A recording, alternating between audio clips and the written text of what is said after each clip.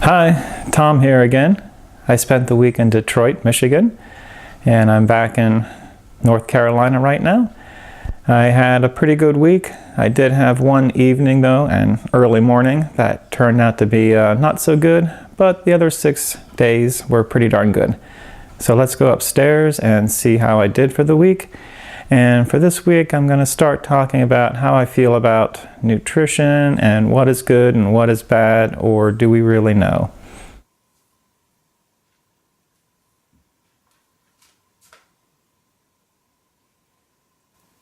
Alexa, what day is it? Today is Saturday, June 23rd. Hello.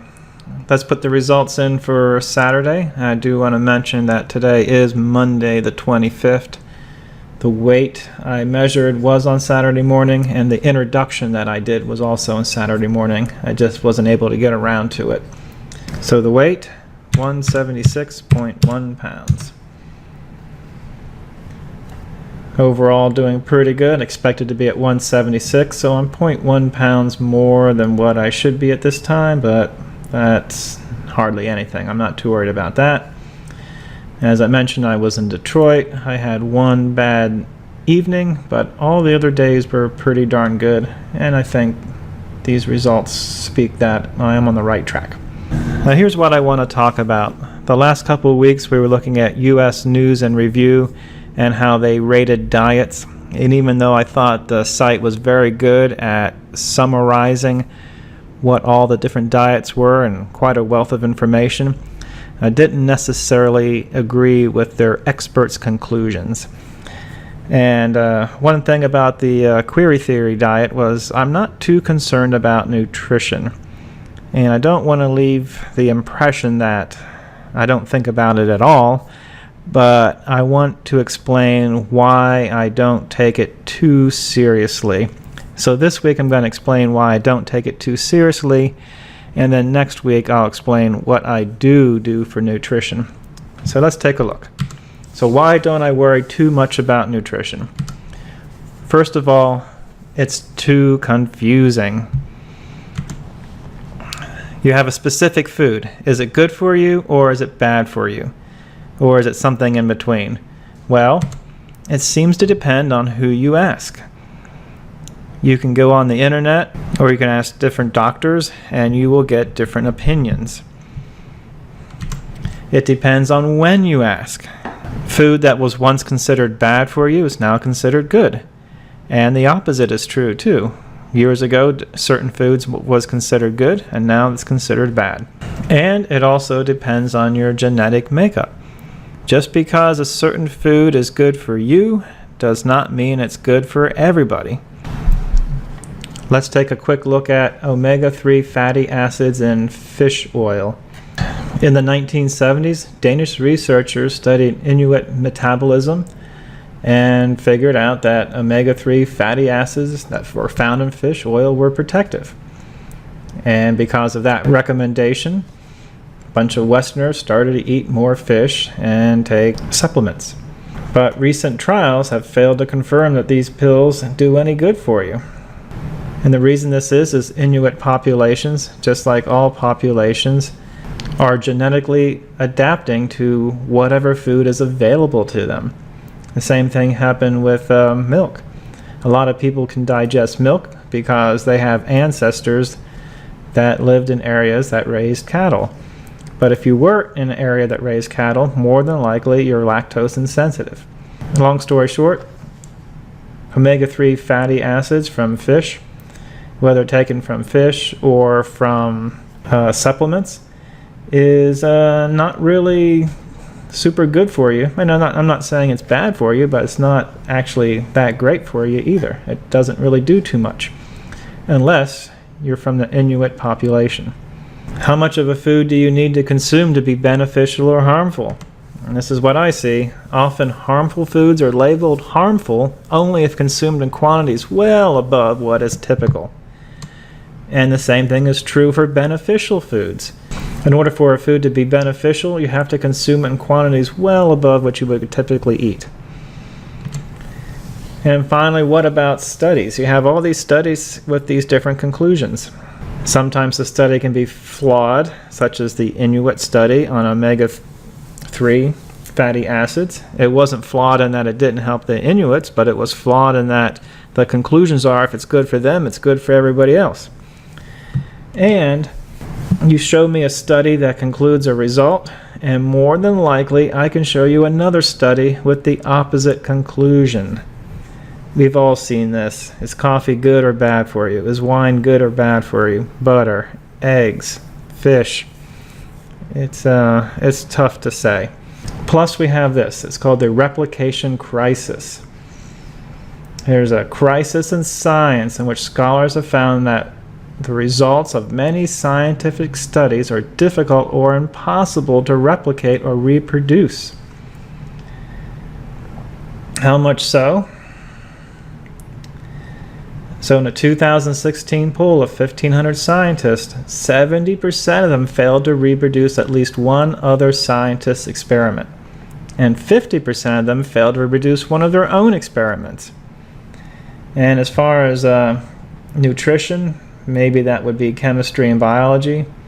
That's 87% of the studies someone wasn't able to reproduce.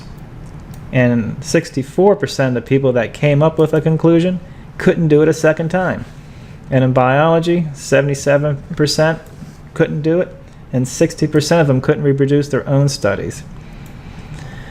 So in conclusion, in medicine, there were found to be 67% of all the studies could not be replicated.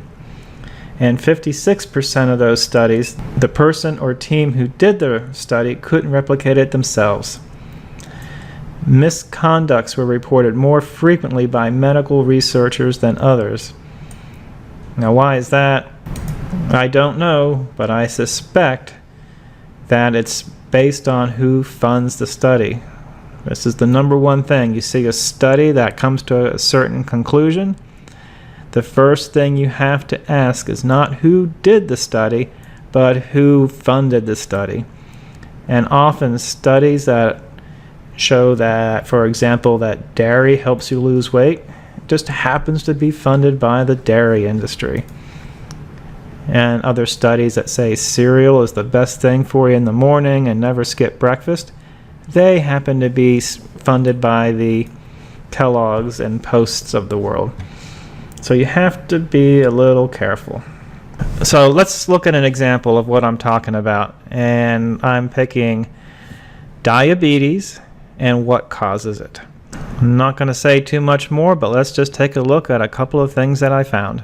And like any addictive substance, Robert says, sugar can be toxic, especially because so many of us eat too much of it. Here's Robert Lustig on the TED stage. Does sugar cause diabetes? Well, everyone says, well, yeah, but it's because of the calories.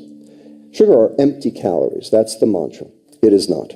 This is absolutely not true. Sugar are toxic calories. So here's the way to look at this. The prevalence of diabetes worldwide as we speak right now.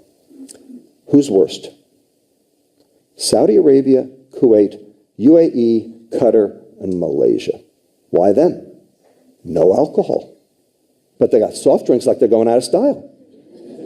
Because it's hot, and the water supply is a question mark, and no alcohol. This is their reward. Studies from Europe show that if you consume one soda per day, your risk for diabetes goes up 29%, irrespective of the calories, irrespective of your weight, irrespective of anything else you eat. We've shown that for every 150 calories the world consumes, diabetes prevalence goes up a total of 0.1%, which is nothing. But if those 150 calories happen to be a can of soda, diabetes goes up 11-fold. And we're not consuming one can of soda, we're consuming 2.5. So 29% of all the diabetes in the world is due to sugar and sugar alone. This study actually satisfies both the scientific and legal criteria for proximate cause. You have to be able to show that something causes something else before you can do something about it. Well, we've proven it. We've shown it. So how toxic is it? Well, it causes disease. Number one, type 2 diabetes. Okay. I went to speak with premier physician, diabetes expert, and researcher, Dr. Neil Barnard. What role does sugar play in causing diabetes? It drives me crazy. Diabetes is not and never was caused by eating a high carbohydrate diet, and it's not caused by eating sugar.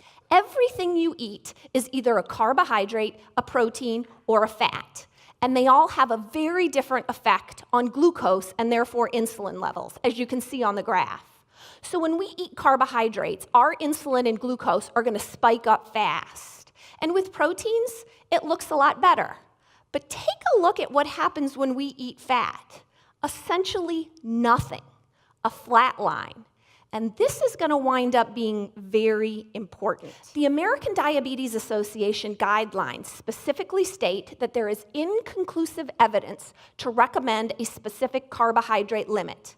But those guidelines go right on to say what we all know. Carbohydrate intake is the single biggest factor in blood sugar levels and therefore need for medication. These guidelines then go on to say, hey, look, if you're taking certain diabetic medications, you actually have to eat carbs. Otherwise, your blood sugar can go too low. Okay, so let's take a look at the vicious cycle that advice just set up. So it's eat carbs, so you have to take medicine. Then you have to eat more carbs so you avoid the side effect of those medications. And around we go. Consider carbs. First, here's a shocker for you. We don't need them. Seriously. Our minimum daily requirement for carbohydrates is 0. We have essential amino acids, those are proteins, essential fatty acids, but nope, no essential carb. Low carb intervention works so fast that we can literally pull people off of hundreds of units of insulin in days to weeks. Rule number 1, if it says light, low fat, or fat-free, stays in the grocery store, because if they took the fat out, they put carbs and chemicals in. Rule number 2, eat food. The most important rule in low-carb nutrition. Real food does not come in a box, and no one should have to tell you real food is natural. You should know that when you look at it. Don't eat anything you don't like. And eat when you're hungry. Don't eat when you're not, no matter what the clock says. And number 5 is a simple way to remember what we want to avoid. No GPS. No grains, no potatoes, and no sugar. Diets that are really high in protein create diabetes. So if you're keeping score, one expert said sugar causes diabetes. The next one said sugar or carbohydrates does not cause diabetes. The third one said reducing carbohydrates in your diet can reduce the diabetic medicine that you're on and recommends a higher fat diet. And number 4 says protein, specifically animal protein, causes diabetes. So what is it? Sugar, not sugar, carbohydrates, not carbohydrates, or protein? Well, let's go to the American Diabetes Association and see what they say. So what this page is diabetes myths. And here's a myth. Eating too much sugar causes diabetes. This is the headline. This is what's in bold print. But then it says fact. The answer is not so simple. What? Well, is it a myth or isn't it? The American Diabetes Association recommends that people should avoid sugar-sweetened beverages. This will raise blood glucose. So this is just another one of these websites I just don't get. They put here in big bold letters that it's a myth eating too much sugar causes diabetes, and yet they recommend don't drink sugar. Well, if drinking sugar is bad for you, is maybe eating sugar bad for you also? They don't mention that one way or the other. So let's go back to what I initially said. I do not take nutrition seriously as far as what people recommend or don't recommend, because there's just too much conflicting evidence both ways. So I don't know.